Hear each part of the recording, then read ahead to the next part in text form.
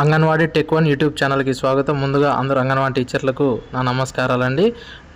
మన ఛానల్ని సబ్స్క్రైబ్ చేసుకుని వారు ఉంటే వెంటనే సబ్స్క్రైబ్ చేసుకోండి. మన ఛానల్ నుంచి చూస్తున్నటువంటి అప్డేట్స్ని అయితే రెగ్యులర్గా ఫాలో అవ్వండి. Thank you.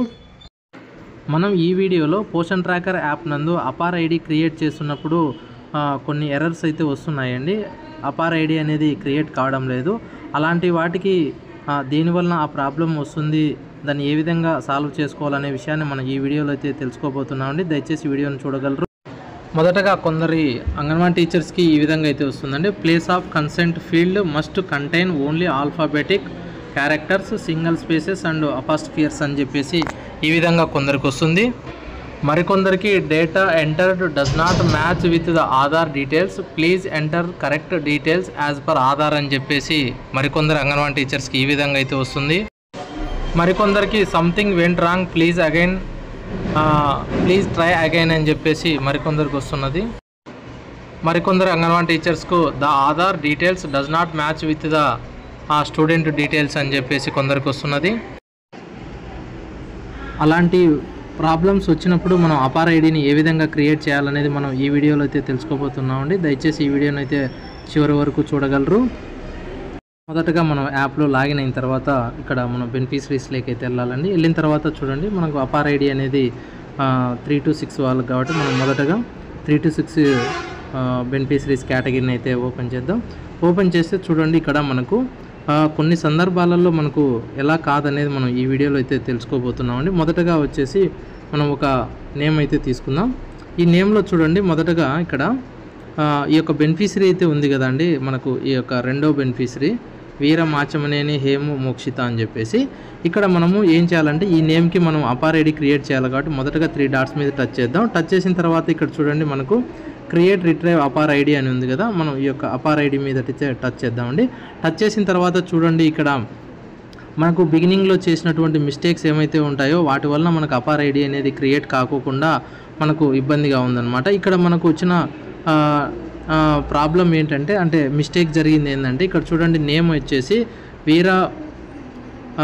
వీరమాచనేని హేమ మోక్షిత అని ఇక్కడ మనకు ఇక్కడ డబుల్ స్పేస్ అనేది ఉంది అనమాట. సో ఆ ఉండడం వల్లే మనకు అపార్ ఐడి అనేది క్రియేట్ కాదు. ఎందుకంటే అపార్ ఐడి క్రియేట్ కావాలంటే మనకు చైల్డ్ నేము, చైల్డ్ ఆధార్ నెంబర్ కరెక్ట్గా ఉండాలి, అలాగే మదర్ యొక్క పేరు, మదర్ యొక్క ఆధార్ నెంబర్ కూడా కరెక్ట్గా ఉండాలన్నమాట. మనకైతే యాజ్ పర్ ఆధార్ అనేది ఉండాలి. మొదటగా చూద్దామండి, పేరుకి అయితే కూడా ఇక్కడ డబుల్ స్పేస్ ఇచ్చారు కాబట్టి మనకు క్రియేట్ కాకుండా ఉంది. తర్వాత ఇప్పుడు మొదటగా అపార్ ఐడి క్రియేట్ చేద్దాం. మొదటగా వచ్చేసి మదర్ని అయితే సెలెక్ట్ చేద్దామండి. ఇక్కడ సెలెక్ట్ చేసిన తర్వాత పేరు చూడండి, ఇక్కడ యాజ్ పర్ ఆధార్ అనేది లేదనమాట. సో ఇక్కడ ఓన్లీ పేరు వచ్చేసి పేరు ఉంది, సర్నేమ్ ఏం లేదు. సో ఇలాంటి వాటికి మనము అపార్ ఐడి చేస్తే ఏమొస్తుందనేది చూద్దాం. ఇప్పుడు పేరు అయితే ఈ విధంగా ఉంది కదండి. తర్వాత ఆధార్ నెంబర్ ఎంటర్ చేయాలి. ఆధార్ నెంబర్ ఎంటర్ చేసిన తర్వాత సబ్మిట్ అనేది ఇద్దామండి.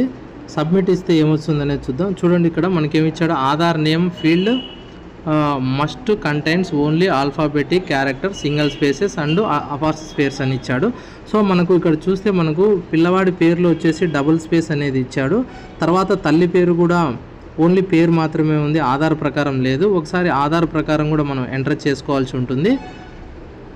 చూడండి, ఇక్కడ మనం మదర్ సెలెక్ట్ చేసిన తర్వాత ఇక్కడ ఓన్లీ ఇక్కడ నాగనిఖిల అని ఉంది కదండి. ఇక్కడ మనము మదర్ యొక్క ఆధార్ ప్రకారం ఏమైతే ఉందో ఆ పేరునైతే మనం ఎంటర్ చేయాలి. ఇక్కడైతే నేను ఆధార్ ప్రకారం పేరు అయితే ఎంటర్ చేశానండి. ఎంటర్ చేసిన తర్వాత సబ్మిట్ అనేది ఇద్దాము.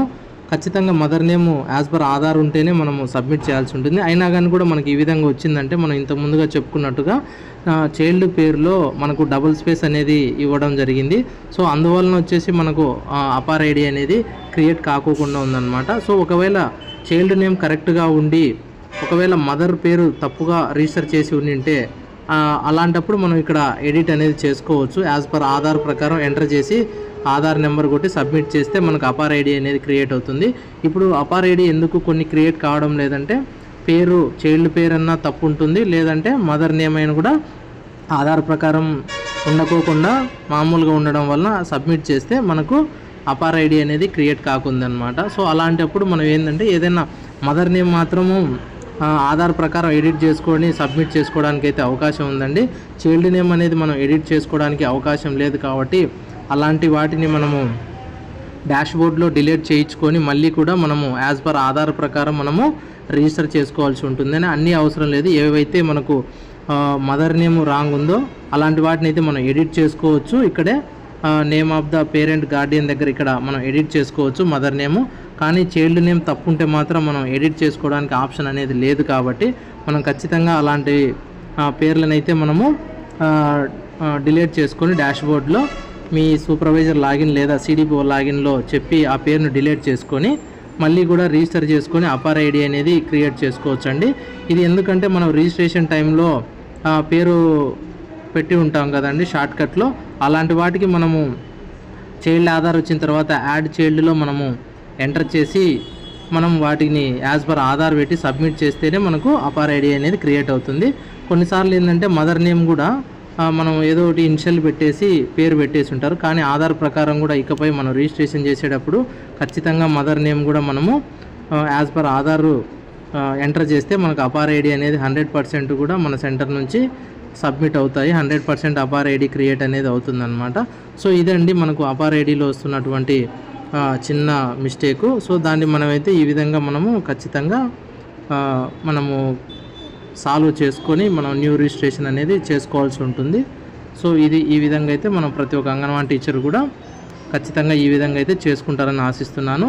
చైల్డ్ నేమ్ అయితే మనం ఎడిట్ చేసుకోవడానికి అవకాశం అనేది లేదండి. మదర్ నేమ్ మాత్రం ఇక్కడ మనము ఎడిట్ చేసుకోవడానికి అవకాశం ఉంది. చైల్డ్ నేమ్ తప్పున్న వాటిని మాత్రమే మనం డిలీట్ చేసుకొని మళ్ళీ రిజిస్ట్రేషన్లో మనం యాజ్ పర్ ఆధార్ అనేది ఎంటర్ చేసి సబ్మిట్ చేసుకోవాల్సి ఉంటుంది. తర్వాత అపార్ ఐడి అనేది క్రియేట్ చేయాల్సి ఉంటుంది అన్నమాట. సో థ్యాంక్ యూ అండి.